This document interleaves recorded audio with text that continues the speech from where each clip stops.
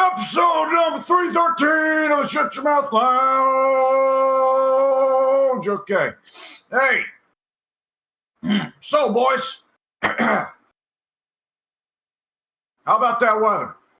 I'm just impressed that you remembered the number of the episode. I actually am too, because I halfway was like, I was busy with something when Addie said that, so I only half heard it, and I was like, oh God, I hope it's 313. Or else my dumb ass is going to have literally just heard it from Addie and then got it wrong. It's just going to make me look like a huge idiot. You gotta love those moments when you should be clear that you're listening, but you are doing something at the same time. So it's just straight up like, okay, well, moment of truth here. Yeah. So, yeah. Yeah. Pink. Yeah. I've heard you have a YouTube channel. Allegedly. The allegations have been lobbied against me many times. The courts, they've not come in with a concrete evidence though, and so it's really up to them. But if I were, in fact, to have or be in possession of a YouTube channel, I would probably get off my ass and start uploading some stuff. That will probably happen this week. It might. Because I've still got Stronghold on the back burner. I've got, like, 2 episodes recorded and needing to be uploaded. And then I've also got... I've got all the Phasmophobia and Dead by Daylight still needing to be uploaded. And I've got all the 2K and the Mario Brothers Wonder needing to be uploaded. So I've got a lot of stuff that I need uploaded. But like I said, the courts, they've kind of got my hands tied right now. So we'll see how that all moves along. These lawyers, they can get... They can really put you in a bind sometimes. So we'll see how everything works out in the coming week. Addie, what are they going to sue you for uploading? Well, why do you say that? Because I have begun a series on my second channel. Well, I didn't begin it yet. I think it might be coming out next week, actually, but I won't be here next week, so fuck it. Yeah. So, the thing that I'm working on right now is Kingdom Hearts. Oh! All of it? Yes. You poor soul. Well, not all of it, but yes. On one hand, I'm glad that you're dedicating a video series to a games you love. On the other hand, my God, that is an undertaking. So here's the thing. I want to review Kingdom Hearts for my birthday. But that's, the deadline. So what I've been doing is I've started doing a Let's Play, and then during the cutscenes, I write my notes. And then I go back to doing the Let's Play. Yeah! And I double dip like that. So far, I have recorded some episodes. The series is going to be coming out on Mondays, starting the 29th. Schedule is subject to change because as it is right now, I have beaten... Well, I'll tell you about my accomplishments after this. But the series runs until like the middle of May, as of this moment. Yeah. So, if it gets too far, then I might just make it daily Kingdom Hearts uploads. And I am only doing one for now because I want to do 2 for my birthday next year. And yeah, so far. I'm playing the game on proud because I really like. Okay. What does that mean? Proud is the hardest difficulty of the game. Okay. And I'm doing this because critical was very fun, and I wanted to see because I if memory serves, proud was an addition that got put into Kingdom Hearts 1 later. So I wanted to see if it also got rebalanced to be a lot more fun but challenging. Like 2 did with critical. And so far, I have beat Riku in the race. This is the first time I've done that in my life.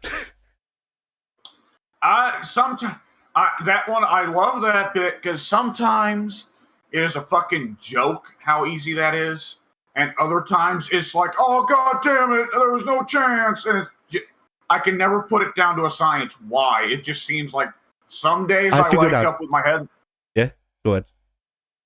Some days I wake up with my head in the right space, and other days I don't. I figured out the reason that I cannot beat the race, and that's the thing that I used. So if you beat Riku to the ladder, and you slide down, that's all of the speed you need. Yeah, that is true. Doesn't Riku climb down rung by rung? If you get to the ladder before him, yes. What a fucking dork. Yeah. So yeah, I did that. I beat Squall first try. Ooh, don't you get some really neat unlockables if you beat Squall? I think you get a potion. Oh. Maybe. Well, not a normal potion. I think it's like a hyper potion, but still. So yeah. Not hyper enough for me. So yeah, I did that, and then as the first stage, the first level that I cleared, I went to the jungle. Because get this, I went to the Coliseum, got my shit pushed in. I went, all right, I'm gonna go to Alice, and then I went, well, hey, another route opened up, and it takes me as much time to go that way than it takes me to go back to Traverse Town. So whatever, I'll go around because I don't remember what's here. And then the jungle came. Yep. So I beat the jungle under leveled as my first proper level. Which that's nice. a speed run. That's a speed run strat because now Wonderland is going to be way easier. Yep. And yeah, currently with the recordings, I am in Wonderland. I will go back and beat the Coliseum as well, and then go into Loop 2 instead of just skipping the Coliseum, even though I could at this point. Well, yeah, beating Coliseum is not what you're going to be doing for a good long time. Yeah, true. But yeah, and then as of this moment, I don't plan on beating the secret bosses. At least like most of them. I know there's the guy in Traverse Town who I will probably beat, but like I don't really plan on beating like Sephiroth or Kurtzisa or any of those guys because I have a deadline. Yeah, Hades on Proud is gonna be a real fucking bitch, but he at least can be doable. Sephiroth on Proud, who boy, ho fuck. I can if I beat Sephiroth on Proud, it will be my first time beating Sephiroth in Kingdom Hearts 1. So, you know. Sephiroth in Kingdom Hearts 1 is like Sephiroth in Kingdom Hearts 2, perfectly doable. Not really that much of a problem. Sephiroth in Kingdom Hearts 1, oh fuck, that one took me like a good 5 or 6 tries. Yeah, like I will eventually, like the plan is right now, it is that I'm gonna do this. I'm gonna get the review together, and then if I feel like it, and I still have time, then I'll go back and beat the secret boss in Kingdom Hearts 1. But you know, who knows? It's one of those things where, like, you know, for Kingdom Hearts 2, once I get there, I will not do the data missions either. I will do one of them, or at least I'll try attempt one of them to have footage in the review. But like, I will not actually, you know, go out of my way to beat all of them because that's half of the game's runtime. Yeah, you're any percenting it. Yes, I'm any percenting it instead of 100%ing it because, like, you know, I wouldn't mind recording 100% playthroughs for these games, but I also have a deadline, and I would like to keep myself to the deadline. Yeah. And yeah, so that Kingdom Hearts is the things that I think I'm working on for both the reviews and for the gameplay stuff. I will probably, like, once I'm out of the exam season and I actually have time, then I might start up other playthroughs as well of other games. And like with Kingdom Hearts, I have tried doing playthroughs while also doing stuff for the reviews, and it just never worked out.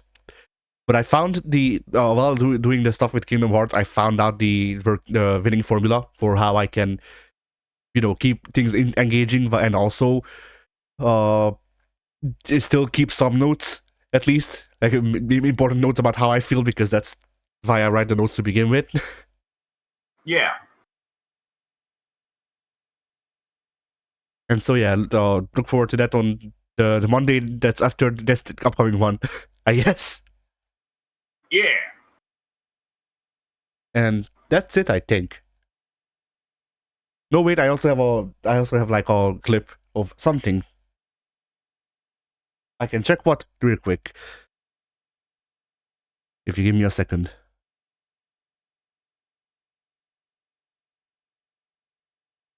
We can go ahead while this thing loads up, I suppose. Okay. Yeah, for my channel, expect the same old, same old. It's going to be Phasmo and maybe Endless Legend. I don't know if that ends this week or the previous week. It should be ending at some point. But yeah, I've ran out of Endless Legend recordings. We've not done any in a good while. Whatever game we were last playing, Pink, was like a month ago. I don't know if we could even go back to that and remember what the hell we were doing. Right. Oh God, was I playing the Morgar? I don't remember.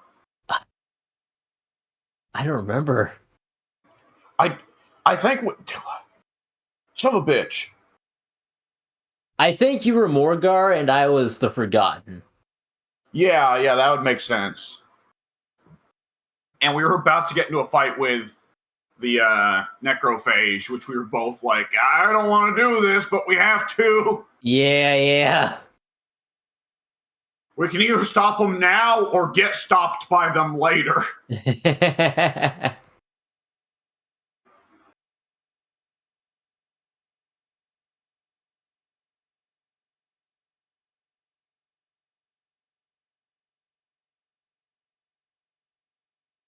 Well, alright, I just checked and I was wrong. I don't have a clip coming out. Okay. On the group channel, on January 22nd, Monday, Danganronpa, Trigger Happy Havoc, Part 11. Oh yeah, January 20th. about that. Pink, remember how I closed out the session going, see y'all in 4 months? Yes? Guess, I scheduled all of those videos. Guess when it fucking ends? Oh, does it end in 4 months? Yes! Oh. But I mean, if you want, we could record a couple more sessions and then just be done for the fucking year.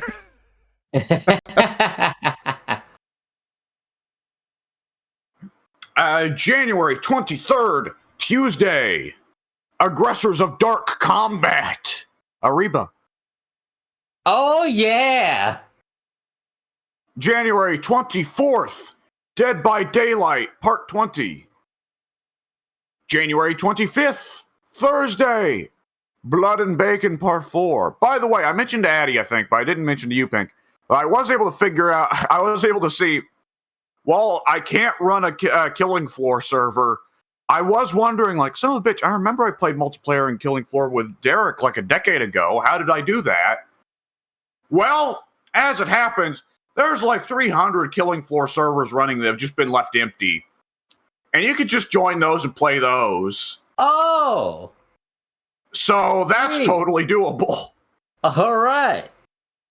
So if we ever want to do Killing Floor, that is on the table once again. All right. If we want a replacement for Blood and Bacon that's less pigs and more mutant monster freaks. Which admittedly those were mutant monster freak pigs, but nonetheless. That's true. January 26th, Friday. Me and Addie play through the Art of Fighting trilogy. I nearly called it the Fart of Fighting. Ah yes, the Fart of Fighting. We recorded that last year, this time, more or less. Yeah. It was a long time ago. I remember us not really having any reaction to Art of Fighting 1 or 2. Then we looked at Art of Fighting 3 and we're like, man, the sprites in this game are fucking great. Like the funniest part with the fighting game recordings is that you can tell which one of us recorded the things because in one Your video, audio's yeah, I'm way louder than everybody else. Yeah. Yep, I did not fix that until like a couple months ago, so that's just a recurring issue across almost all of the videos that I recorded for the group channel. Not only is your audio louder than everybody else, but the game is barely audible, if at all. Yeah. which for a lot of the crappier fighting games we're playing is a benefit. On January 27th, Saturday. Yeah, I've also fixed that recently as well. I've upped the game audio on games. But January 27th, Saturday, Dragon Master. Beware of the infinite spin kick. Oh, that one. Yeah. It should tell you something that I uploaded these videos last week. Maybe the week before. Still, I don't remember what the fuck these videos are. Dude, like, I've been watching a couple of them as they come out, and it's funny to see each of the individual ones rather than in one long session. Yeah. Because it makes it seem like we're fucking crazy. Because the littlest thing will happen in the game and we'll react like it's the most astounding thing we've ever seen. Because we're all fucking brain fried because that had been after several hours of recording that day. So, of course, like we're like, oh my god, that's what the thing, fuck. Oh, yeah. We're just stupid at that point. This reminds me, we even got a comment that I'm going to read out under the short of Dragon Master that I uploaded this week. Which Dragon Master is a game that is very prestigious because it got 2 shorts instead of 1. Yeah. And the whatchamacallit, the second one is coming out this week, I believe. Yeah, so which, by the way, yes, you have to go over to the shorts side of YouTube to check the shorts now, which is why you're not seeing them anymore. But yeah, someone commented that mental laugh perfection. The mental laugh? Yeah, that's mental laugh perfection. Oh.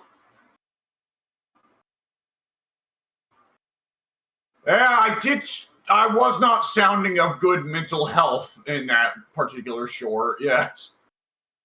Which I guess I'll take this chance to remember to actually say this because I've been meaning to say since the first podcast of the year. But like, thank you to all of the people who subscribed in like 2023 and now, I guess, because the channel grew 50% in size, no 100% in size because it got doubled. I don't do math. Oh, Think you're the math guy. Speaking. Oh boy. I have decided this just now. I don't think we have a math guy.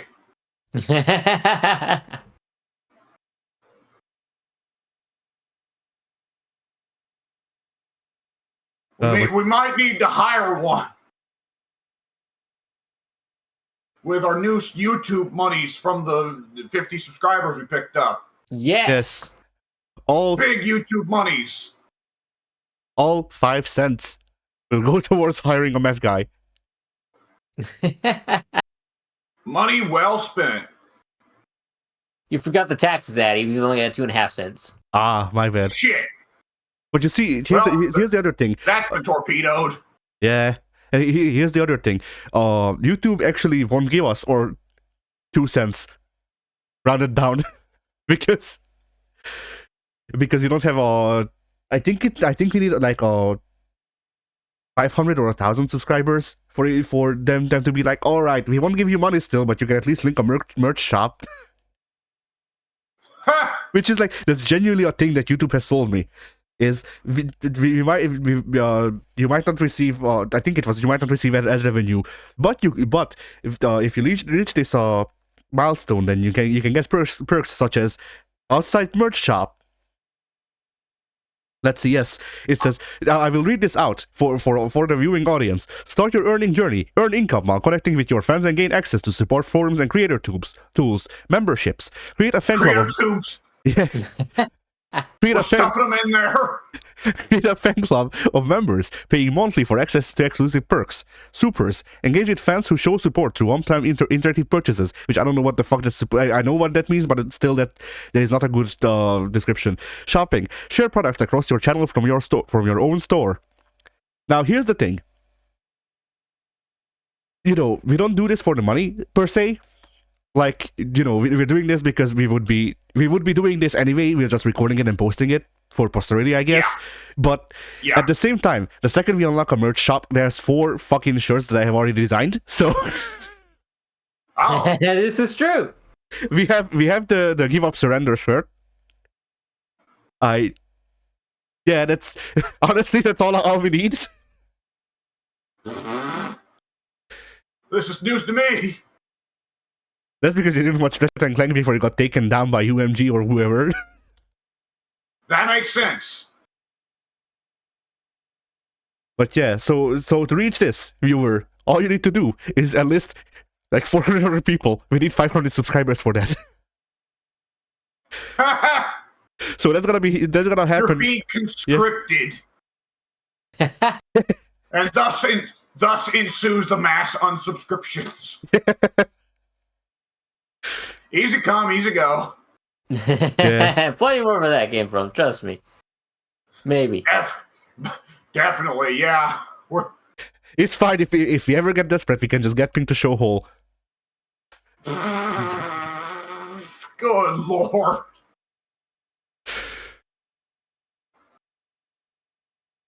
How do you feel about that, Pink? I don't know how to feel. I don't either, and I'm not the one being signed up for it.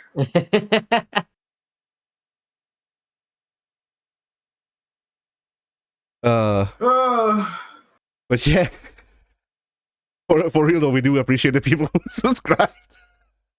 I guess for that whole discussion, it's really funny to say this, but still, like, genuinely.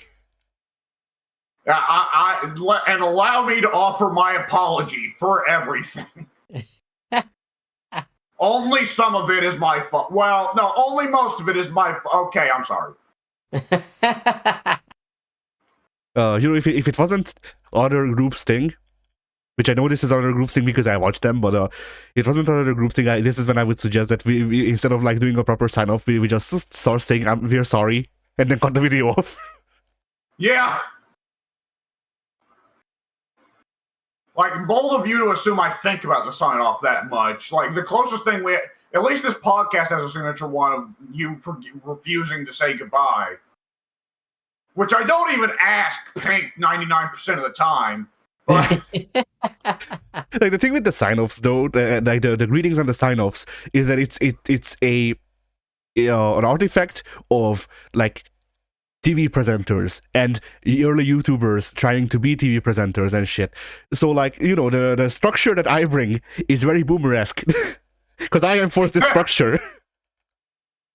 Which isn't completely true, because I never went, hey, we have to do the intro. I don't know. No, I didn't do that. Those are words that I have said. We have to do the intro is the word that I have said, because well, it depends. For the podcast, I think we should have an intro because it makes it easier for the listeners. But for the gameplay stuff, I don't really care if we do an intro or not, because if not, then I can just cut it in a way that it makes it seem like we recorded for like 40 some hours in one session. And it's really funny. That's because many days we do. Yeah, true.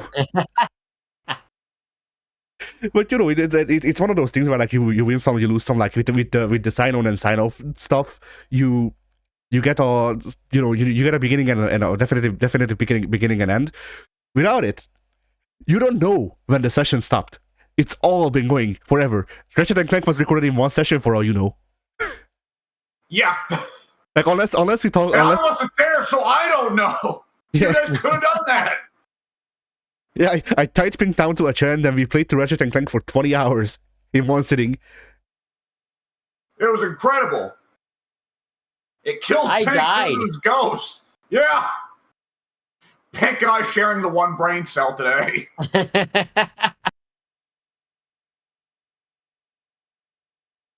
But yeah, so I enjoy bits like that, where it's like, it's not that we didn't record Dead by Daylight for like 4 months. No, I didn't forgot to edit the sessions, and that's why they're coming out now.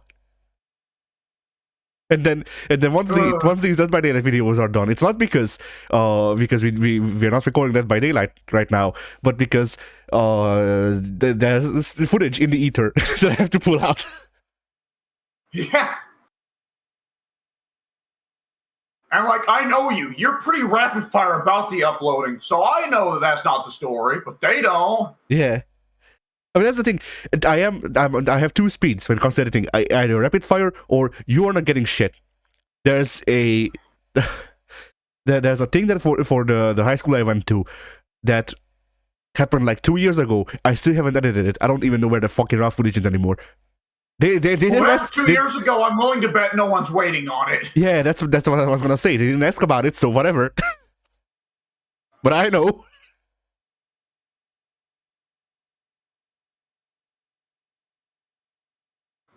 And that's the part that matters. Yeah. I also had this idea. So, I don't know why we went into behind the scenes talk, but I guess I'll hit this now because otherwise I wouldn't be able to talk about it, I guess. So I am switching over to using DaVinci Resolve to edit videos for reasons, mainly because people are using it. It's free with an asterisk, and the laptop can actually handle it. Now, one of the things that DaVinci Resolve does, or supports more, I don't know what to say, like it supports it a lot more user-friendly, I guess, than Premiere. It's subtitles. So I have been tempted to actually subtitle some of our videos, like, while editing them. You're seeing the problem, though. I don't know. It like putting in the effort makes me feel good because then more people can watch it. But at the same time, I haven't subtitled any of the videos that we made while I was already using Resolve, because do you know how long it takes? And that's pretty much it. Like, I can only imagine. It's a dedicated job that people have to be experts in to get paid. Yeah. Like, it's one of those things that you may think of in the moment as being bitch work, but it's really not. I mean, it is. Here's the thing: it is bitch work. It's just bitch work that takes a lot of work and not a lot of bitch.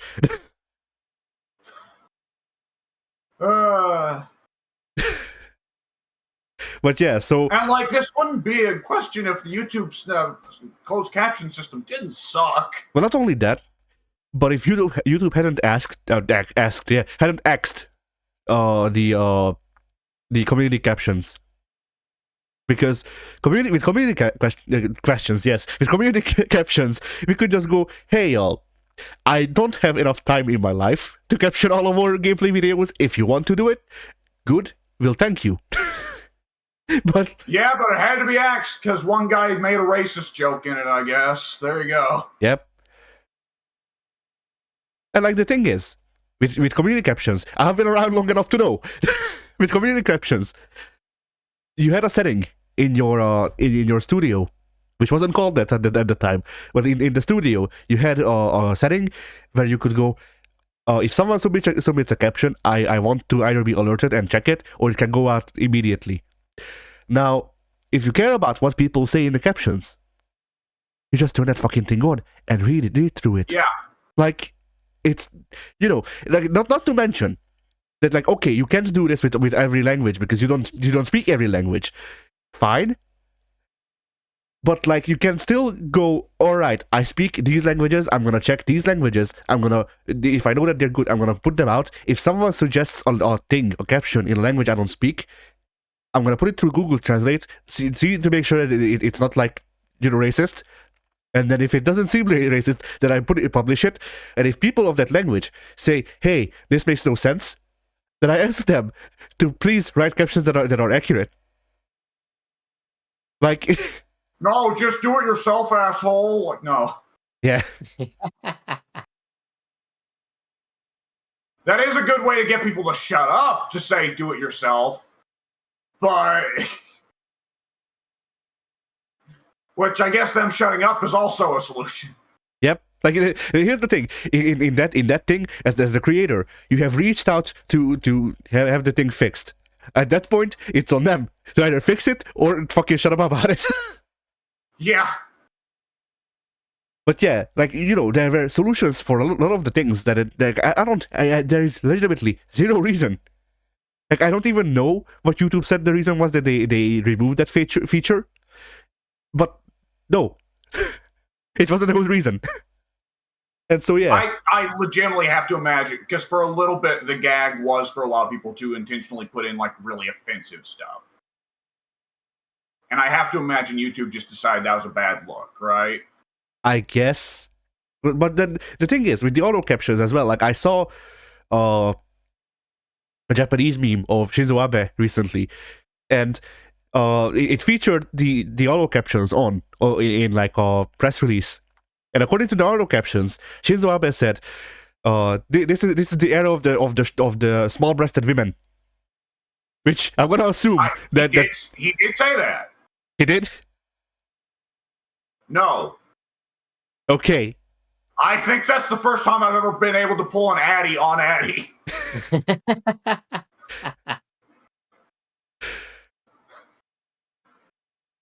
But yeah, because removing the user captions didn't solve the issue of the captions sometimes being shit enough to actually like mean to say the opposite. They didn't solve racism, no. Somehow. Yeah. We need to summon Cody Rhodes if we want to do that. No, we need to channel Dusty. Yeah. I mean, memory serves. Pink would probably know better than me because he was paying more attention during this time period. I believe there was a AEW promo that Cody cut that basically did boil down to I solved racism by having an interracial marriage and child. Did he not say that? I think there was something like that. Yeah, I don't remember it specifically, but I remember seeing something like that online a year or two back. Which, first of all, is funny inherently on its face. Second of all, then it's like, well, shit, I'd like to cure racism. Third of all, Pink, that means you're the cure to racism. Yes, we've done it. It's cured. Thank you, Pink. I've done it. I'm so proud of us all. Wait, is it you or should I be thanking your mom and dad? That's a good question.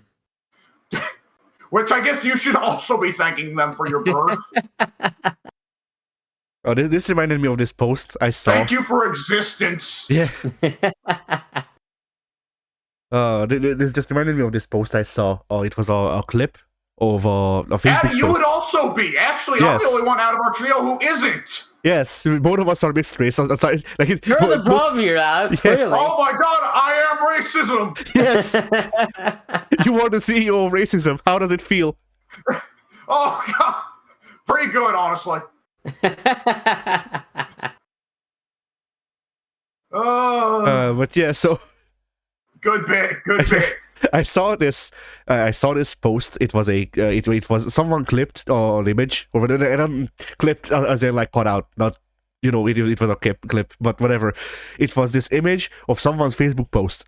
It was this like middle-aged mom, I guess, going it was she was posting a picture of a thing that she put out on like a neighbor's door, and it basically told them to move away. The paper did, and the post supporting this argument from her was, "I'm not a racist, but interracial couples are a sin." Oh, I knew that was coming. And I just went, Technically an argument, I suppose. Is it? I mean, I was about to say. Because, there's part of the Old Testament where, like, when they're leaving Egypt in the Exodus, like, a bunch of the Jewish old folks get onto Moses and say that it was wrong for Moses to marry an Ethiopian woman when he's Jewish. And God comes down and he gives the people, gives the racists leprosy. God comes down and gives the people pile drivers. God has pile-driven racism. Yeah. And Jacob is still somewhere in the background putting an angel in the headlock.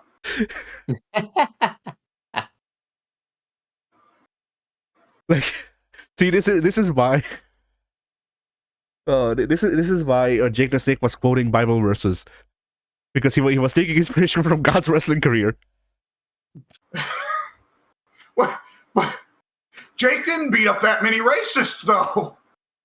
I guess he must have beat He must have beat up Hogan at some point. Well, no, Hogan wouldn't have let that happen, but nonetheless. We don't know how many times Jake the Snake Paul drove Hogan in the back. Yeah, we can't know he didn't. Yeah. Just like that guy, the captain on the Titanic, we can't prove he didn't kill that guy. Oh, there's this thing.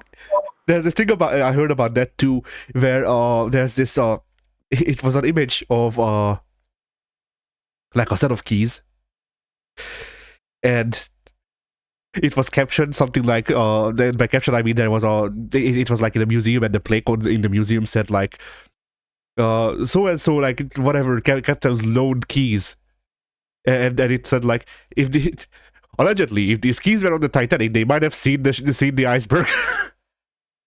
Because it was keys to like the thing that held the box that held the binoculars on the Titanic.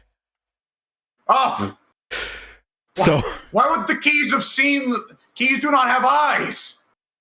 Not usually. Not in my experience. no, that's the thing. John, like, am I buying the wrong keys? yes, Damn it! you need the big plastic ones with They googly got eyes. me again. Proceed. But yeah, I guess going back to the behind the scenes stuff. So this does, however, mean that before the year-end compilation or whatever, if we call it the best of now, but whatever, I guess I will never cease naming it that in my head, in my heart. But yeah, for the 2024 best of, I can actually now, subtitle the clips, and then we can actually have subtitles when the fucking video releases, and I don't have to use YouTube's shitty ass system anymore. Which, by the way, neither the Premiere nor the DaVinci Resolve ones are much better. But here's a major difference: the DaVinci Resolve one, or the Premiere one for that matter, but whatever, that one looks like ass. So the DaVinci Resolve one doesn't just decide that the video has ceased loading and it is actually non-existent now. Which. Like, one of the reasons it took me 4 days to subtitle the 2020 best of, or 2021, I forget which one the last one was that I actually subtitled, but the reason it took me like 4 days to do it back then was because every like 20 or so seconds, because you have to watch every clip multiple times to figure out what everyone is saying at all times. So every 20 or so seconds of actual runtime, the video player would disappear. Oh. And at that point you have two options. You try to figure out what the fuck was said off the top of your head, or you save your progress, reload the page, and then continue. And here's the other thing: when you open up the editor, the video doesn't always load in. So sometimes you would have to refresh the page 5 times, and then it would be at the beginning of the video, and you were at like, I don't know, minute 30.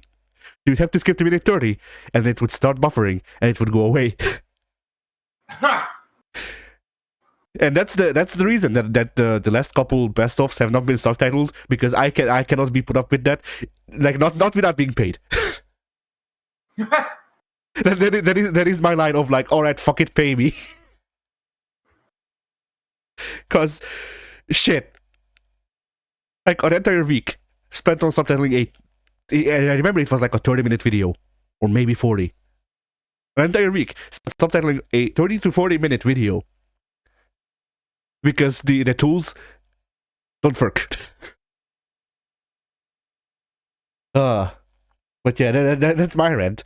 So anyway, where were we? We had just finished up the group channel stuff, and we were going to hit the topic. Which, the topic, what did we actually decide the topic? I think we did. It was the Superpowers one. Right, okay. What's the weirdest superpower you can think of in media, any media form? So, out of the three of us, I think we've all got different places we can pull examples from, right? Yeah. I'll go with a softball one for the first one. So this isn't properly acknowledged as a superpower, but it is. Joseph Joestar's clairvoyance. Because here's the thing, he's not clairvoyant. We don't know how he knows. So for the two of y'all, Joseph Joestar has this thing in JoJo where his gimmick is that he in a fight he'll go up to a guy and go, "Your next line is such and such," and then they say that thing word for word. And then, this is a stunt, basically. It's a stunt move where he predicts what they're gonna say, and then they're surprised. Now, because they're just so fucking stupid that they're like, what? And they get their ass kicked while still like, huh? He does this with the like main antagonist of the show, if memory, or not the show, but the season, if memory serves. He is the ultimate life form. So Shit.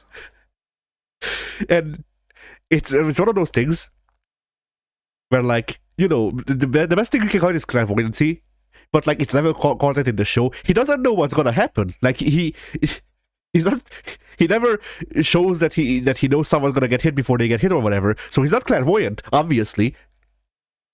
What the fuck is this? Yeah. Which, like, honestly, the obvious answer is it's a bit. It's there to be comedic, which it is.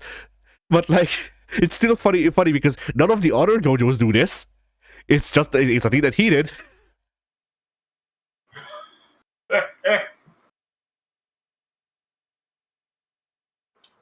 And, like, that's JoJo, every character has a weird superpower.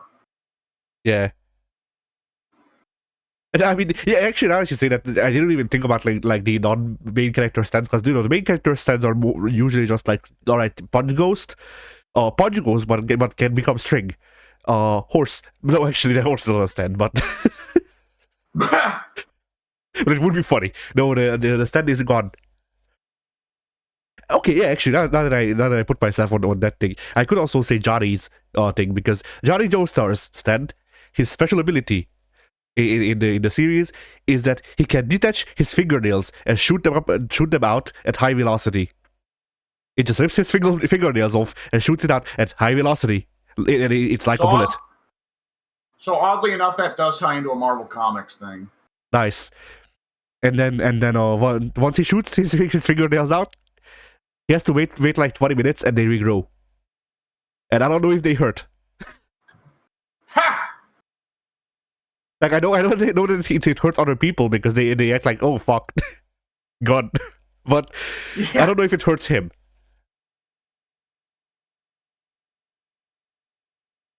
So, Pink, do you want to bust out the Marvel relevancy there? Are we talking about Hawkeye, the Ultimate Hawkeye? Yes, we are. All right. So in the Ultimate Universe, Hawkeye is very different from the mainstream counterpart of 616. He's more akin to like being an Ultimate Bullseye. And I want to say in Ultimates number 2, when he is captured by... What is he captured by? Is it Skrulls at that point? I don't remember. I don't remember either. Well, basically, Ultimate Hawkeye is caught up, bound in a chair, something or other. Typical situation, everyday life for superheroes. And in order to escape his, not prisoners is what he is. In order to escape his captors, yes, he rips out his fingernails and flicks them with elegance and grace that you'd only find in such media. He flicks his fingernails as lethal weapons to incapacitate his captors and make his bold, daring escape. Pretty badass, not gonna lie. And that is so, like, you were saying, like, it's usually said he's pretty well just Ultimate Bullseye. Like, that is so much a bullseye bit to kill somebody with fingernails. Right? Yeah. Of course, the classic just what the fuck bullseye is the one where he claimed to have at one point killed somebody with a frozen turd. But you ever heard that one, Addy? Can't say I have. And Punisher Max, when Garth Ennis left Punisher Max and the last couple stories were written by somebody else, I think Yeah, I think that. Yeah, that's what happened. When Garth Ennis left Punisher Max and someone else took over the last couple stories, they had Bullseye appear, even though Bullseye did not exist in the Punisher Max universe up to that point. And he informs Punisher that he is so crazy that he once chased somebody into the Arctic and then, just to amuse himself, froze one of his own turds in the Arctic and then killed the guy with it. All right. The man is not only a deadly killer, he is a health hazard. Yep. Skittlemancer. Oh, God.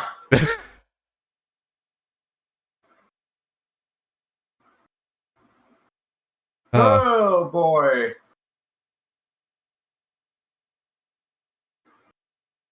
All right. Well, Pink, do you have a weird power you'd like to mention, or should I go up? I can take a crack at it firsthand, because the one I'm going to bring up is pretty mainstream when it comes to ridiculous superpowers, but it's one that I love very, very dearly, and it obviously comes from DC side of things, because they've got the lead. You did not pick a Great Lake Avenger. I was going to firsthand, because we've been bringing up the Great Lakes Avengers like every other podcast, so I wanted to keep that ball rolling, but I figured I'd give it to DC this go around. So the Legion of Superheroes. Everybody knows them. No, they don't. Everybody loves them. No, they don't. But that is a large cast of characters, and the cast is so large that some characters will appear in the background of one issue and never be seen again. I can't tell you if this character is one of those characters or if he's actually super important, because I don't read DC Comics because I'm not some loser. But this person has been featured on many lists, I presume, of absolutely ridiculous and bonkers superpowers. It is... Oh, what is it? It is... I want to say it's Arm Pop-Off Boy or something. Arm Fall-Off Boy, yes. Arm Fall-Off Boy, yeah! That's the one! He can pop his own arms off and use them as clubs. It's amazing.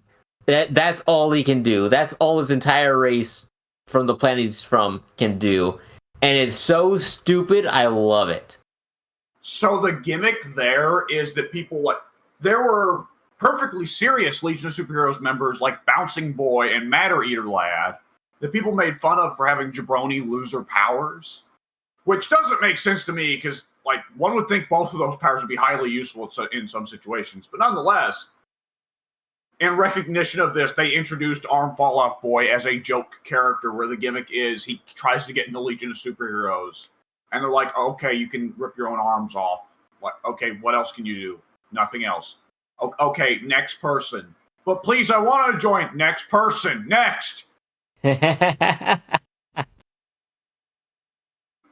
yeah, he's the classic for stupid powers on DC's side. Yeah.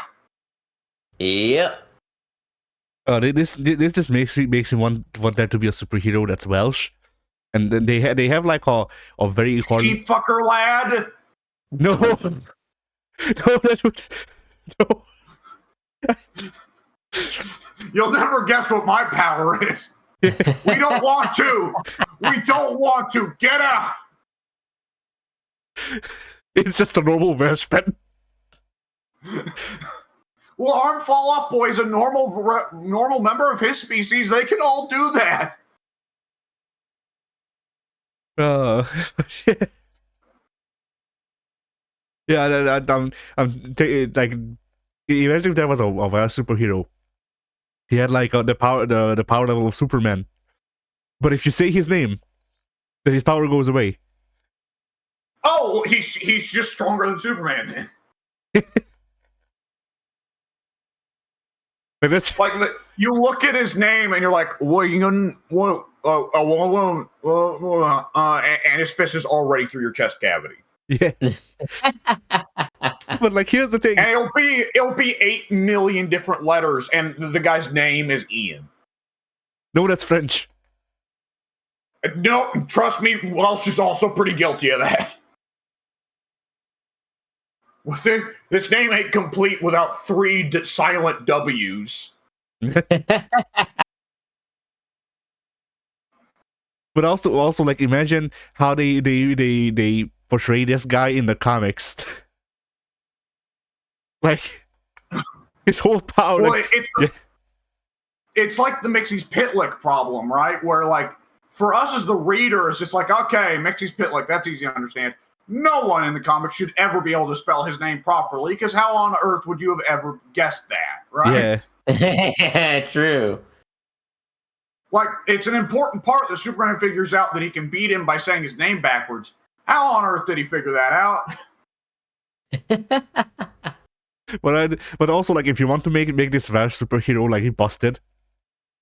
Every time you say his name, his power level goes down. Every time he says his name, his power level goes up. Oh, well, see, then that just becomes a shouting contest, at which point you're a shouting contest to control power levels, which is just Dragon Ball. Yeah. Ah. This Vash superhero's name is Son Goku. Oh, God. But like spelled SWYWAWYN space GOUOUWKCKUW. So everybody just sees him and at first it's Goku.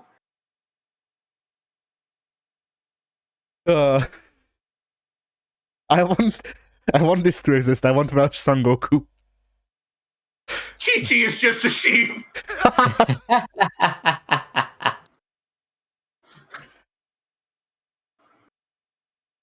Oh boy! instead of like, I can just imagining them doing this in like fucking like any American comics. He's an alien. He came from a different planet. Wales. Yeah. It is worth mentioning. Boy, am I living up to the stereotypes of my English heritage here.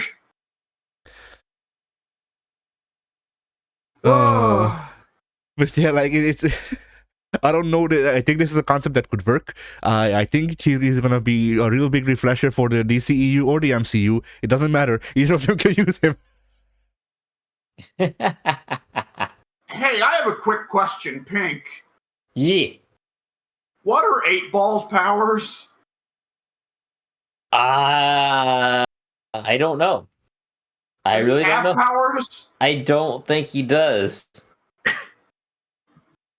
Well, now I've got to look it up. Because that's one that if he does have powers, I have a strong feeling they're weird.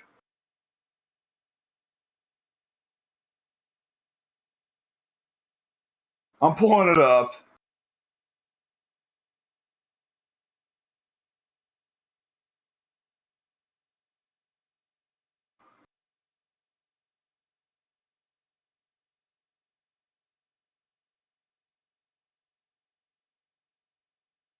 Eight Ball 2?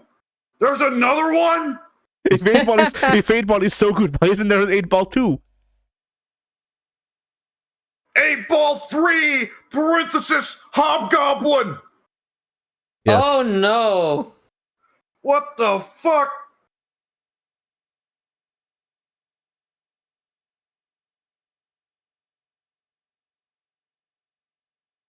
Okay.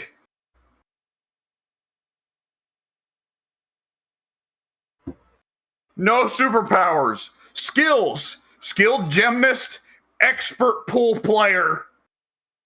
I would not have it any other way. I would have loved it if you started reading it and it said superpowers, no superpowers, skills, no skills.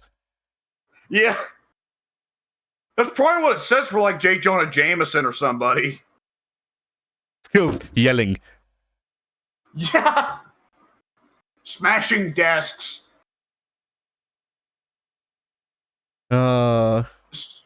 So is that just straight up Venom from Guilty Gear? I suppose. I mean, Venom can teleport. That's true. Take that, 8-Ball, you bitch. Yeah. Finally, someone to topple 8-Ball off the top of the mountain. I guess another weird superpower that I can bring up from anime is in Soul Eater, the magicians can only do magic by so all of the people who know magic are like rare animals. So they're not people learning magic. It's all magical animals who are taking people forms, I guess. And the weird part of their magic is for the most part like how they do it instead of what it is, because what it is depends on the user. But usually magic people's incantations or their species caught up in weird ways. So for example, one of the antagonists in the series that they have to fight is a werewolf. The werewolf says wolf, cut up into separate like weird parts. So they had the voice actor say wolf, but they cut up the audio sample and just mixed it all over the place.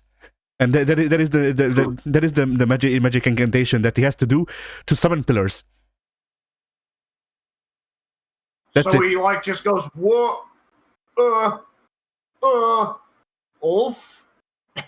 No, it's like they sentence mixed him, but instead of mixing sentences, they just mixed the sounds of wolf into like, or they either mixed it so it's jumbled, or they had the voice actor redo the line so there's additional like letters that aren't there. So the magical incantation is like wolf. Oh, I see. Okay. And it summons a pillar. Now this guy in the story is one of the like most well-known like magic people. He's in Alcatraz. Huh. He's in magical Alcatraz. And yeah, the only people because most of the magic people have shitty powers like this. The only people who have actually like varied power sets as magic users are the cat, who is one of the main characters, I guess. Well, one of the main supporting casts is a better way to put it. She doesn't say cat; she says pumpkin. I see. Because she's Halloween themed, you see. I like it. And I mean, if I sent a picture of Blair, I'm sure Pink would like her. But I'm liking where this is going. And the other one is Medusa. Medusa is one of the main antagonists of the entire series. She actually has a varied set of skills. It's mostly reanimating her tattoo, which is a snake, to be an actual snake, because you see she is also a snake. But yeah, she actually has like powers other than just reanimating her tattoo, instead of all of the other magic users who are just either explosion or pillar. And I don't know why, but it's really funny that witches and warlocks are the main antagonists, and their power sets include bomb and pillar. Yeah. That's And it. you'd think they'd get a little bit more creative with it. Yeah.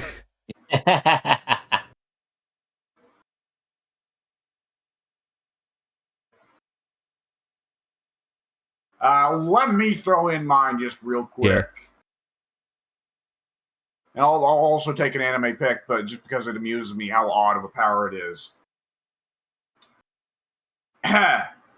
So, there's a pirate captain who's also a mobster godfather, Don, whatever you want to say, in One Piece, who has the superpower to possess the characteristics of a castle.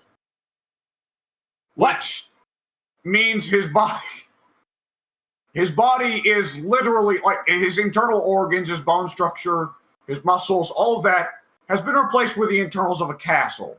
There's halls and hallways and bedrooms and dining rooms and all kinds of shit inside him. There is a slight aura around him where once you get into a close proximity with him, you shrink into a tiny enough size where you can go inside him and there's a castle in there. Oh my god. He can morph the castle as he sees fit. It's loaded with cannons and a bunch of guns and rocket launchers and shit. So once his pirate crew makes land or has to get into a fight, they all just get inside him and man him as one big castle. This is incredible. So he just points his hand at somebody. His hand opens up and there's a series of cannons inside that his miniature pirate crew start firing at people. There is a part where he just looks at people. He like opens a hole in his chest and cavalry charges out. And they turn from tiny little cavalry to massive cavalry once they get out of his general vicinity. This is amazing. So that's the greatest superpower I've ever seen in my life. Also, he can turn into a giant castle man, but that's much less funny. Yeah. Most of the time, he doesn't do that anyways. So there's my pick.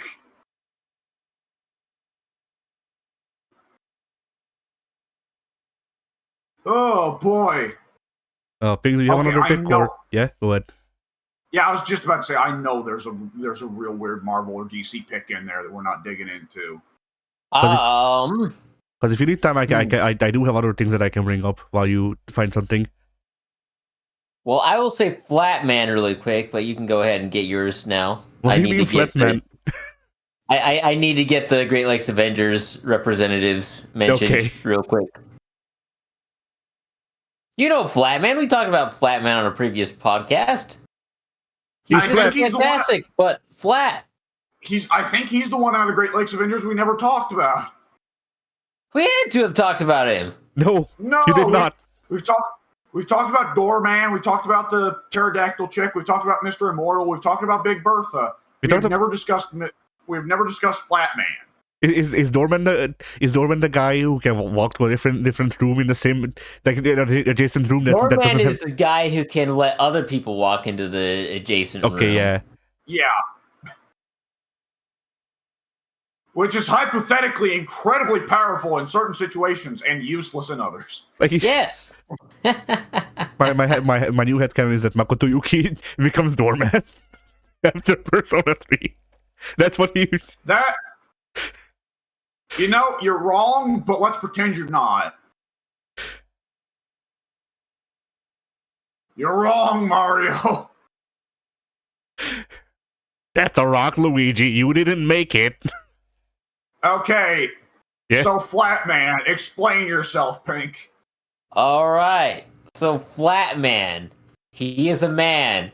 He is flat. He is two-dimensional. He's like a living sheet of paper.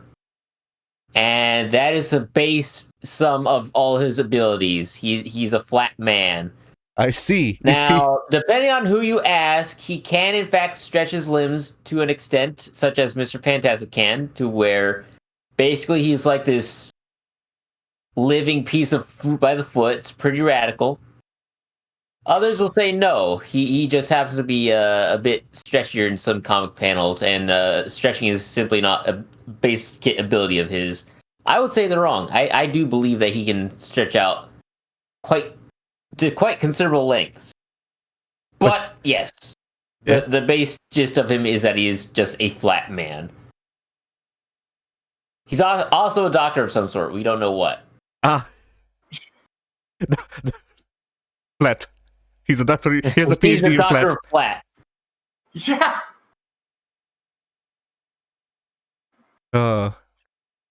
All right. I guess I'll go back to JoJo because JoJo tends to have the more dumb power sets. So I don't know which one to hit. So I guess I'll hit both. So the first one, Jodeo, who is the protagonist of the latest part in JoJo. His power is making it rain. And by making it rain, I mean whatever he thinks of. So if he thinks of acid is raining. If he thinks of needles are raining. Okay. That seems a tad OP. Yep. If he wants to at any point, I think of nuclear rain. I'm thinking of nukes. It's over. Yep.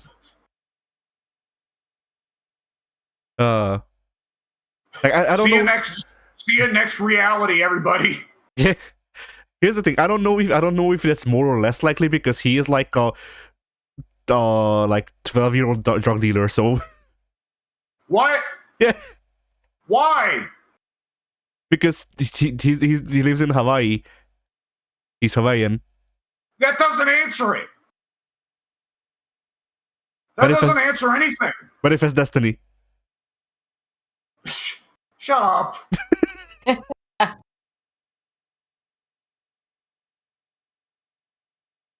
Like, I don't know what manifest destiny means in historical context. I'm saying that's his outlook on life. Manifest destiny was the phrase used by the U.S. government to encourage people to fucking settle on the Native Americans' land. Yes, indeed. Because he's thinking. I have questions.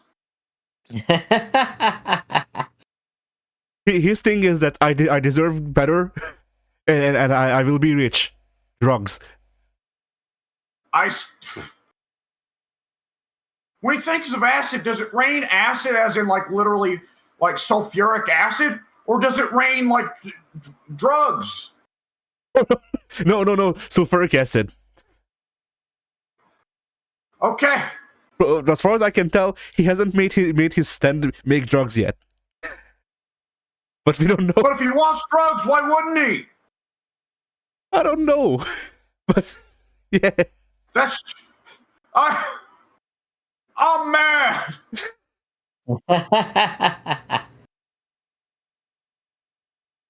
So that's one. And then in part 7, I forget the guy's name, but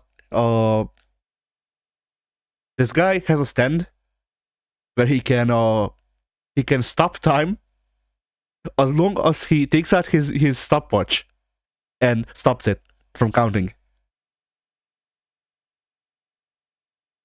Okay. That's it. That's his powers. He takes out. How does he stop it from counting? But no, not a stopwatch. Sorry, a pocket watch. He takes out the pocket watch and stops that. I still have the same question. Yeah, admittedly, I'm not a stopwatch expert. Oh no, wait, yeah, stopwatch, right? God, Pink, I think we may be stupid. I think you're right. So you and I were both definitely thinking of like pocket watches on a chain there. Yeah. Right? Yeah. No, that's the thing. That's Okay, exactly good what I to had in know. mind. That's the thing. It's one of those. Okay, but how? Fuck you, how? There's a button. If memory serves, there's either a button he presses on the side, which for whatever reason that interferes with the mechanic, I guess, the mechanism, or like, here's the thing. It's been a while since Iraqi get confused about what a stopwatch is too. Perhaps.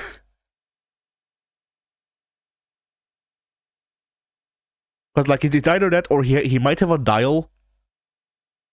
But like I don't remember because like they showed his hands, but of course it's a comic, not a cartoon. I don't know what the fuck he did with the watch. Like I think they showed him from afar doing something with the watch on the side, which leads me to believe that there's a button or like there's a like a dial that you can press in or something like that, which is what like how you do that. But for you to do that, wait, no, that works. That works. So here's the thing with later pocket watches and like the actual watches nowadays, the analog ones, you can press in the thing that winds it up to wind it up or to change the time. And if you press it in, it stops counting. It disengages that mechanic. So okay.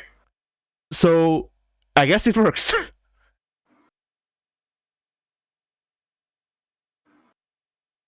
Good to know. Okay. But yeah, so that's I thought that was a pretty weird one. I cannot. The Ping, do you have your thing up? I guess not. All right. Well then, there's got to be a cool weird one, right? Where it's like, okay, this has never been done before, and it is pretty weird, but man, it is cool, right? I don't know about cool. The one that I was gonna move on to is scary monsters and nice sprites. That's one of the stands in part 7. So, Scary Monsters and Nice Sprites is a stand where if you're attacked, you gain ownership of Scary Monsters and Nice Sprites. What does that mean? Or it becomes your stand. Now, the stand's ability? What?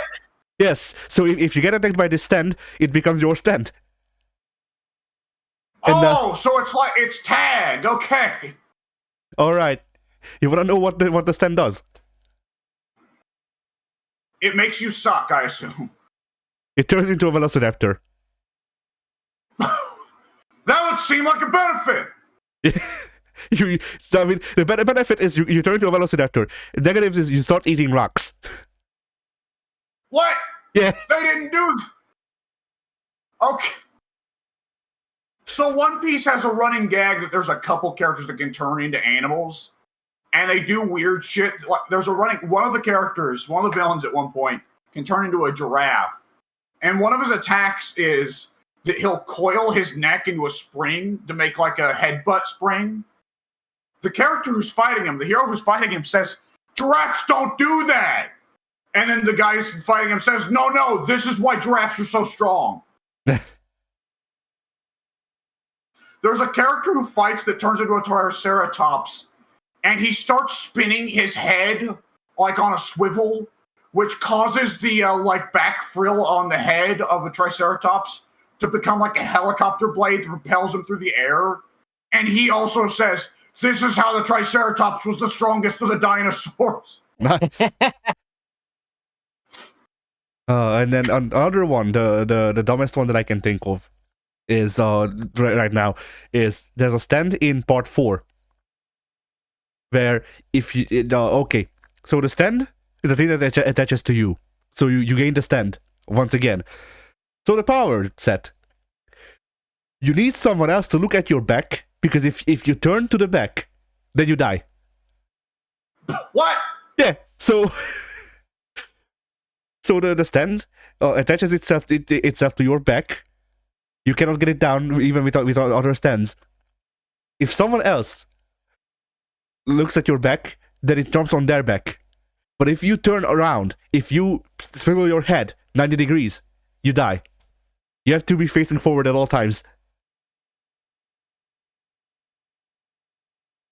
Why is it several of the stands I hear about, it's just like, oh, it just kills you. That's it. That's all it does. Like, I'm specifically reminded of that X-Men I was just talking about the other day, Pink. Do you remember? The X-Men whose power is to explode once. Yes. It's just the power that kills you. You think he's exploded yet? I imagine that had to have been a one-shot character who exploded at the end of the comic, because otherwise what's the narrative point of it? Well, he makes a heroic sacrifice, taking down like a scroll ship with them. I have to imagine, yes, that's how the story ended, or he blew up Magneto or something, and Magneto being Magneto walked it off. I would think. It blew up Magneto. It blew up Magneto, and Magneto went, "Huh, neat." Yeah.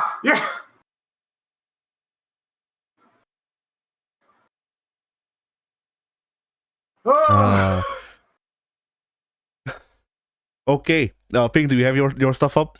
Because I can continue. Oh, you can continue. All right. So I had been brainstorming because I already mentioned Flatman. So there's a stand in part 4 whose power is paper. So paper, they can use paper to teleport. This leads to a scene in part 4. Okay, they can't use paper to teleport. That's the wrong way of putting it. Paper is its own dimension that they can go to. What? Yeah.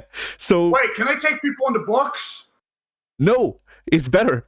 So there's this scene in part 4 where the main character Josuke receives a letter, and the letter is this one of those like greeting cards. He opens the greeting card up, and a hand with a gun comes out.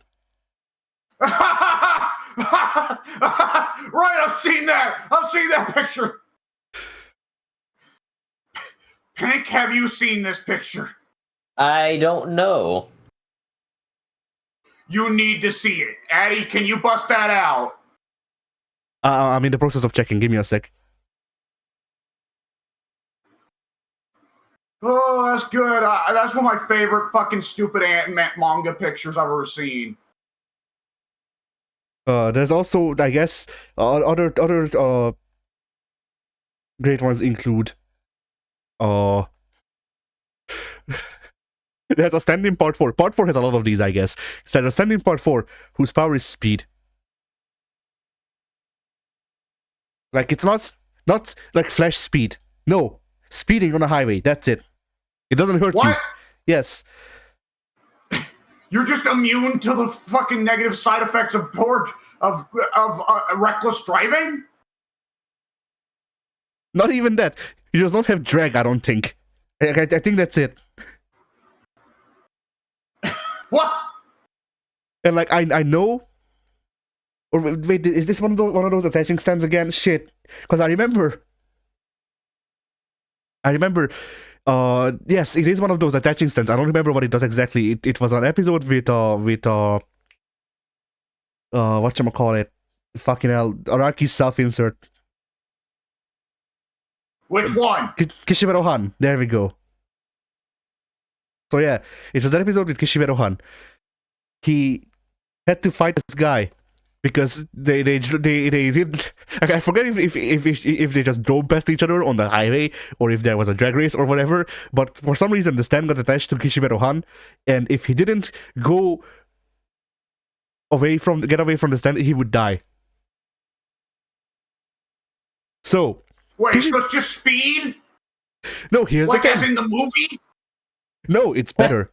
So you know the meme, the Kishiberu-han meme of but I refuse. No.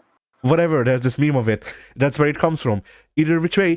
So Kishiberu-han's power, I guess I can also name that. Kishiberu-han's power, Pink, is if you look at him, if he touches you, then your face becomes a book and he can read your life. And he can add in lines and those become true. What? Yeah. So you know, if you're fighting Kishiberu-han and he opens up your face and he writes "cannot attack Kishiberu-han," then you can't punch him. It becomes impossible. This is incredible. So what he did there, if memory serves, is either I forget if he wrote it on his own book or if he wrote it on the other guy's book to be sent back at like a ridiculous amount of speed, because that's like the guy gave him an exact speed that he needed to be moving at for the stand to detach from him. So he just wrote that into one of their heads that he would be teleported, or not teleported, but launched back at a speed of like 275 kilometers per hour. And then he did that, and that's how the episode was over. That's how he won. And he just like by the sheer force of nature, he was just launched back. Like he didn't jump or anything. It was like someone sent out one of those like big canes and pulled him away. Yeah.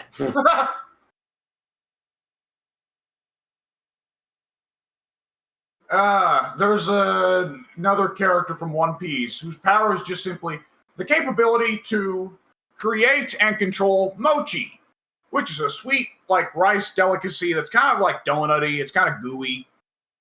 It's effectively Japanese donuts for all intents and purposes. And he has the ability to just make it. Which, on its face, lame power.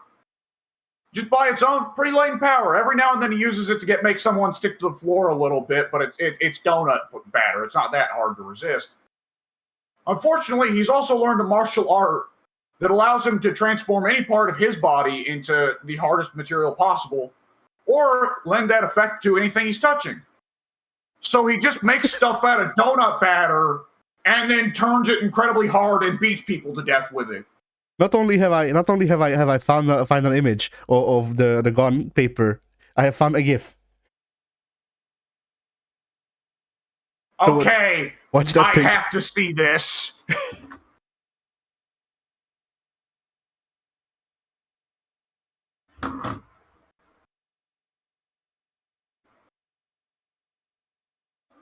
Forgot the ending of this game. Hang on, I'm on a delay. I'm curious though. The gun. It's the fact. It's the fact you don't. It's the fact that you don't even see like the gun literally coming out the face of the paper. It's that it comes out the side. Yeah. Yeah. Oh, that's good. That's my favorite. So yeah, Pink. Whenever I talk about JoJo, this is what I'm talking about.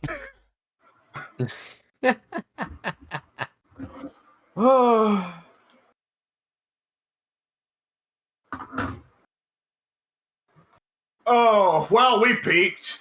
If there's nothing you can get from Marvel that can beat that, Pink. Oh, I don't have anything as crazy as that. No, sir. See, like I wanted to go with the like the ones that weren't that crazy at the start, but then you said the Castle guy from One Piece, and I went, all right, full JoJo. Yeah. Like I didn't even talk about Notorious Big, whose power is I will start fighting guys once you're dead. What? Yes. Oh! It's a dead man's switch stand where the user doesn't know that he has a stand, and then once he's dead, then the stand will go against the people that he wanted to fight, I guess. Something like that.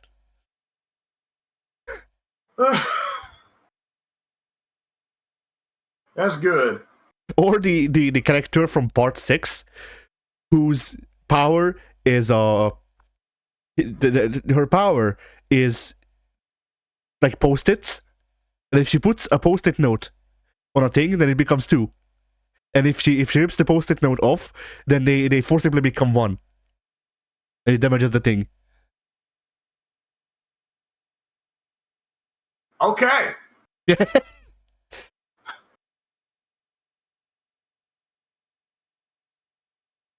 Like Part 6 also has a fucking hell. I need to tell you all about him. What the fuck is his name?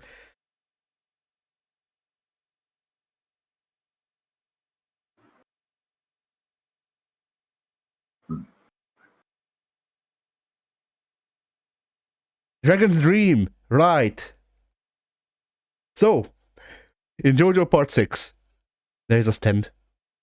And it is called Dragon's Dream. No. It is called Dragon's Dream. It is a compass that tells you which direction is currently where you are standing.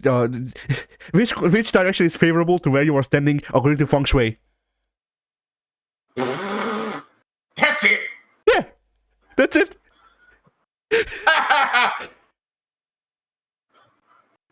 Fuck you. And the thing is, the guy who uses it, he's like one of the bigger enemies of his part of the story. Like he's the most formidable out of the random ass guys and the goons that they fight. Nice. There is something to be said for characters whose gimmick is they have the lamest superpower, but they have. It's just that, like, they're still a really cool, tough human, right? Yeah. Marvel and DC must have a couple of those. I'm trying to remember, though. Off the top of my head, another one from Garth Ennis.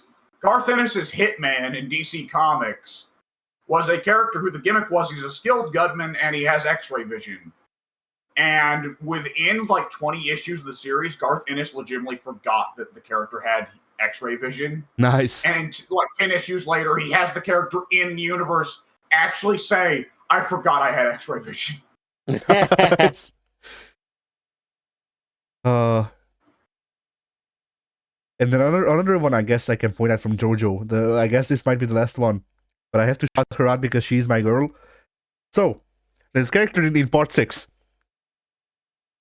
that joins the gang after they beat a stand user. So the character that joins the stand, or whatever the gang, is the stand of the stand user. What, it just separates? Yes. So I think what happens, if memory serves, is someone has the stand, and then they die. The stand, in the meantime, attached to a plankton, and so the stand. What? Yes, and so the stand becomes this hive mind of conscious planktons, and it forms a human, and that is y'all Foo Fighters. Okay, that's Foo Fighters. I've heard Foo Fighters invoked as an interesting one before, and I've wondered what the hell the deal was, because I otherwise don't know what the hell they are. Yeah, Foo Fighters is conscious plankton. And Hurting, she's female presenting, so I guess Hurting is that the planktons aren't that conscious because they're planktons. It's the stand doing it's the stand that's the actual person. But to take a physical form, she uses the planktons to form. So she needs to hydrate herself a lot to make sure that the planktons don't try out. So in like 90% of her screen time, if she's not fighting, then she's drinking from one of those large soda cups, just water. Amazing. Like I wrote in Foo Fighters, JoJo Part 6 Foo Fighters, and there's an image of one of her figures. It is a picture of the figure holding a large soda bottle. Or not a soda bottle, it's a one of those cups, those solo cups, I guess, but it says large on it. I see. So yeah, there's the figure for reference.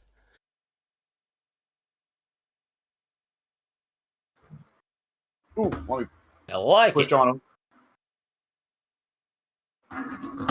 I keep on tabbing over because yep, I do recognize that design. Okay. Yeah, I love Foo Fighters because she was the character I liked the most.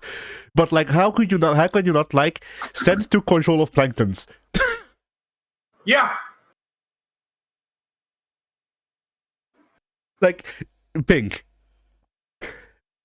This is the equivalent of like, I don't know, there being a new Superman because Superman's heat vision took control of rocks. This almost kind of reminds me of, like, in terms of like weird superpower being something is alive that probably you would not not only alive but sentient that you would not expect to be. Do you remember Pink, Cassandra Nova? Oh yeah, yeah. Yeah. Which, do we want to explain that one to Addy, or do we want to leave him in the dark on that? We want to leave him in the dark on that one. Yeah, understandably. And Addy will never know. To his benefit. Oh, this reminded me of in Danganronpa. I did a bit where I say, because all of the characters received VHS tapes, or what, it wasn't VHS, it was bird CDs, and it was appalling to all of the characters, but we don't see what they saw. So I joked to Pig that they received all of these like bait early to mid 2000s like site links or videos. So like Monokuma sent them 2 girls 1 cup or 1 guy 1 jar. That sort of stuff. I think Pig asked me to do the recording. What's one guy 1 jar? And I said, Pig, I could explain. Alternatively, I could not. Yeah. If it's being correlated with 2 girls 1 jar, 2 girls 1 cup, the answer is you don't need to know. Yeah. So somehow the only one that I forgot to say that Monokuma sent them was Meat Spin.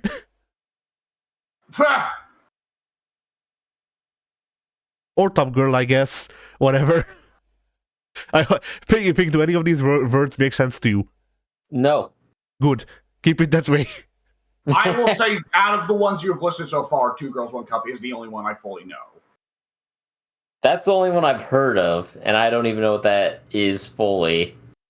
I mean, 2 girls 1 cup is just sketch fetish porn. Yeah, it's just that.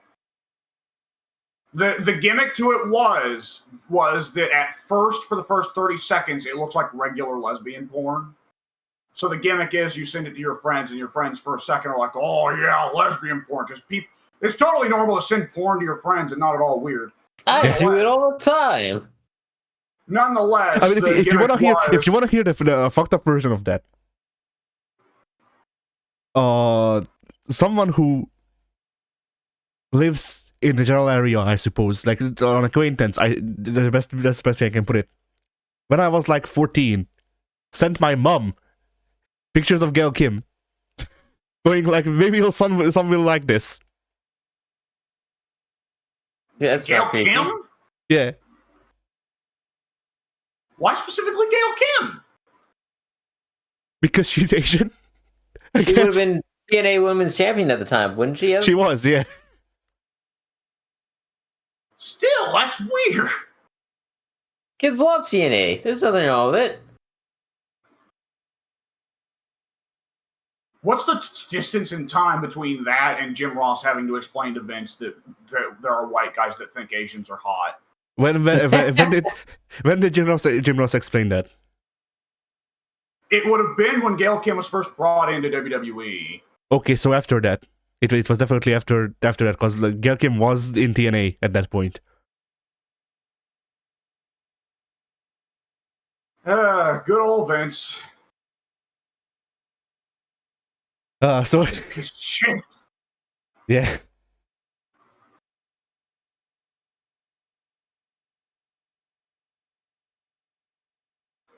Where does one go after Vince? I don't know. Triple H, but what do we do about Triple H? Big nose, haha. Yes. Alamo.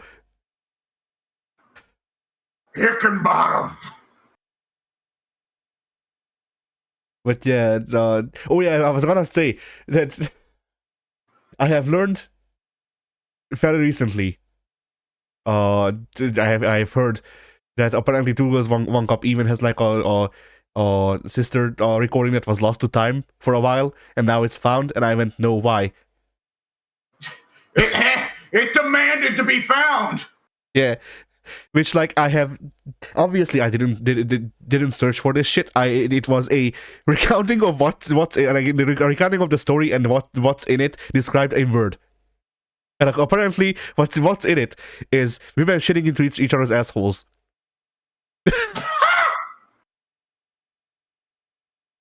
If I were being lazy and tried to come up with a term to describe something that's lame and stupid, I would say that. Yeah. The thing is, by the way, that when so the guy did his research and actually found out, like, you know, who commissioned this thing exactly. Why we know who commissioned this exactly. And what was said, because apparently this leads back to like a forum. And yeah, so the thing is, the guy thought that this was a revolutionary new thing in scat, and by that point, apparently for years there had been a term for this called Manhattan transfer. Yeah. And it's one of those things where, like, I cannot do anything with this information, but it exists. See, I'm already tainted. But why you're putting this on Good Christian Boy Pink, I can't figure out.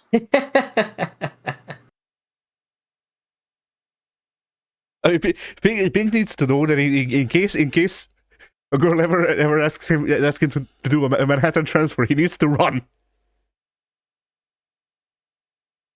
Yeah, one among many things, I suppose.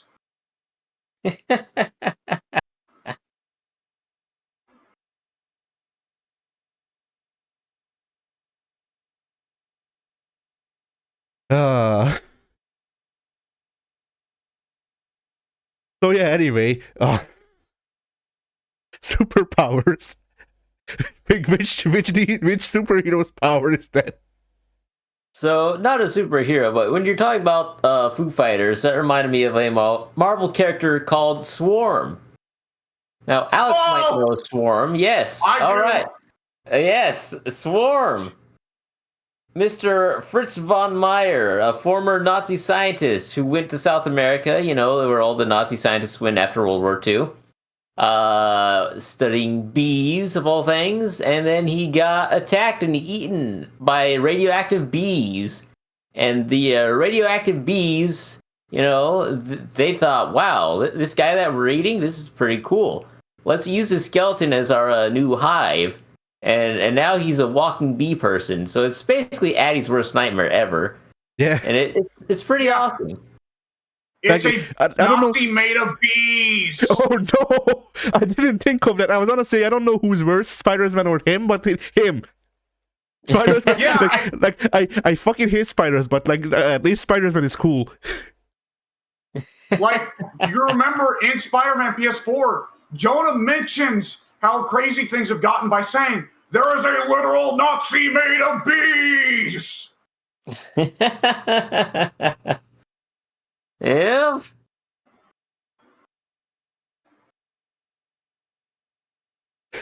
Like, Don't worry, was- Kraven will kill him just as a passing plot point.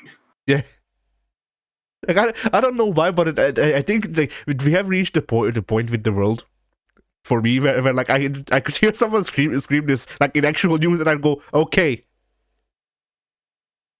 Like They've done it at last, those bastards! I'm sure this was a fucking Nazi project at some point.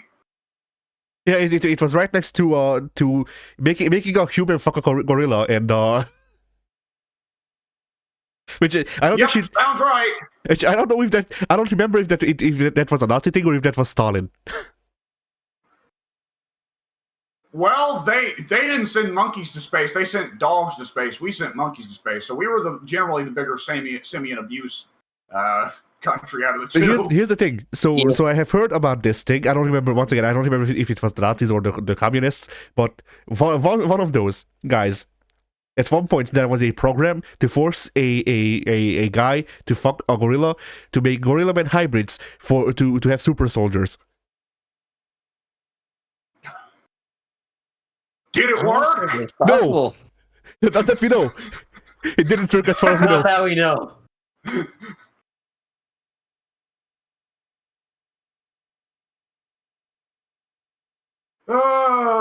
Good lord.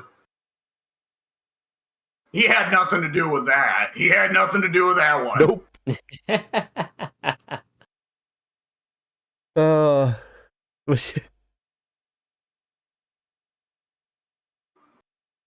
And then this just reminded me of how I'm forgetting his name, Cuban dictator.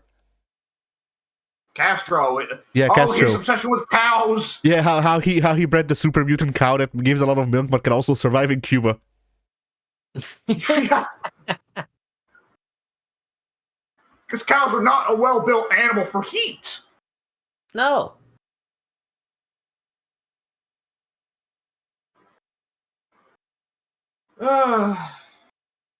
People are fucking stupid. Wait, weirdest superpower ever, being a cow that can survive in Cuba and produce a load of milk. Huh? Yeah, sure, why not?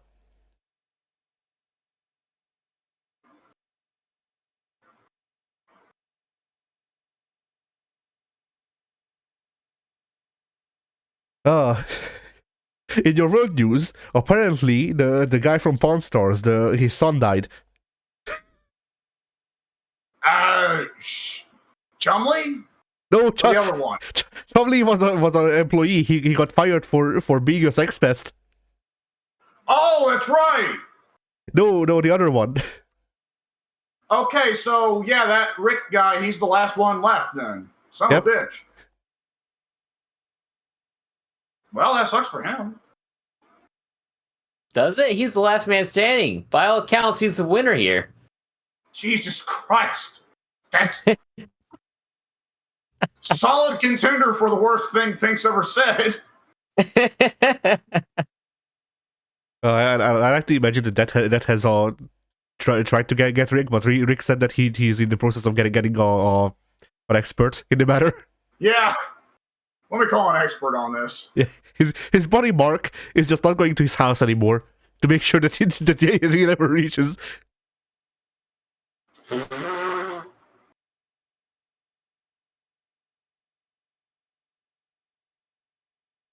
Oh, God.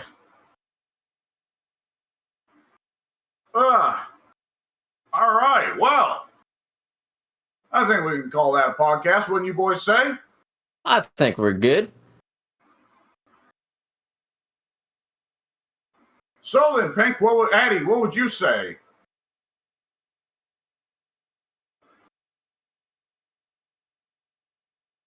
Fair enough.